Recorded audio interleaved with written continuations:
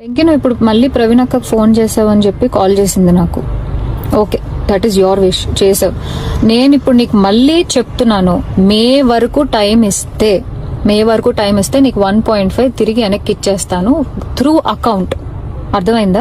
Through account మే వరకు time ఇస్తే నేను నీకు మళ్ళీ వెనక్కి ఇచ్చేస్తాను. ఆ మిగిలిన డబ్బులు అంటావా, నేను లైఫ్ లో సెటిల్ అయినప్పుడు నా దగ్గర ఉన్నప్పుడు నేను ఇస్తాను. అది కూడా నేను ఇవ్వను అనట్లేదు. లేదు కుదరదు నాకు ఇదంతా అవ్వదు అంటే పెద్ద మనుషులకి నువ్వే ఫోన్ చేసావు కదా. నా జీవితంలో పెద్ద మనుషులు ప్రవీణ గారు మాత్రమే. సో ఆ ప్రవీణ అక్కకి వేణుస్వామిని పెడతావా లేకపోతే ఇంకెవరినైనా పెట్టుకుంటావా, నేను పిలుస్తాను, నువ్వు పిలుచుకో. ఓకే, నేను ఇంకా నీ ముఖం చూడాలనుకోవట్లేదు, ఈ విషయం గురించి మాట్లాడాలనుకోవట్లేదు. నాకు మే అనే ఒక్క టార్గెటే కనబడుతుంది. ఆ మే వరకు నేను నీకు డబ్బులు ఇవ్వాలి అంతే. లేదు కాదు అంటే నేనే పెడతాను హెరాస్మెంట్ కేసు. ఎందుకంటే మా అక్కని ఇన్వాల్వ్ చేస్తున్నాడు, మా మమ్మీని ఇన్వాల్వ్ చేస్తున్నాడు, లేకపోతే మా ఇంటికి వస్తానంటున్నాడు. అసలు నా పర్మిషన్ లేకుండా నువ్వు మా ఇంటికి రావడం ఏంటి, లేకపోతే నేను మీ ఇంటికి వెళ్ళడం ఏంటి?